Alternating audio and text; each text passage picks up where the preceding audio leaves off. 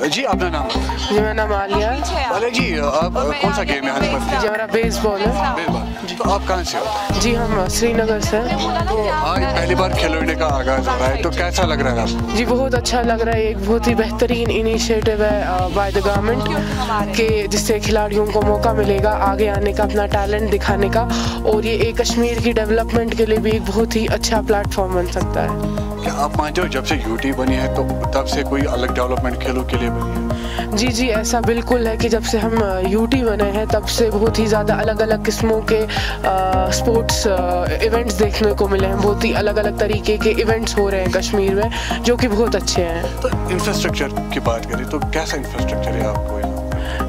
जी infrastructure की बात अगर देखी जाए तो अभी फ़िलहाल 5 अगस्त से आज तक बहुत ही कम समय हुआ है, लेकिन इतने वक्त में जितना ये बिल्डअप कर सकते थे उस हिसाब से बहुत फुल स्पीड में जा रहा है। और अगर देखा जाए एट ग्राउंड लेवल तो काफ़ी अच्छा इंफ्रास्ट्रक्चर है। तो कहाँ है आपने इससे पहले? जी हमने इससे पहले कटक में खेला है, डिस्ट्रिक्ट लेवल चैम्पियनशिप खेली है।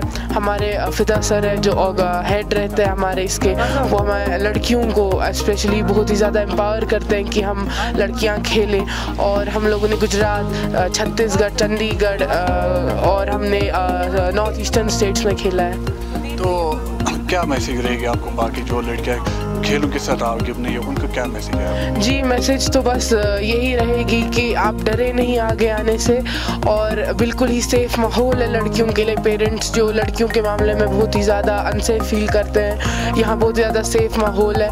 और ऐसा बिल्कुल नहीं लगता है कि आप अलग हैं।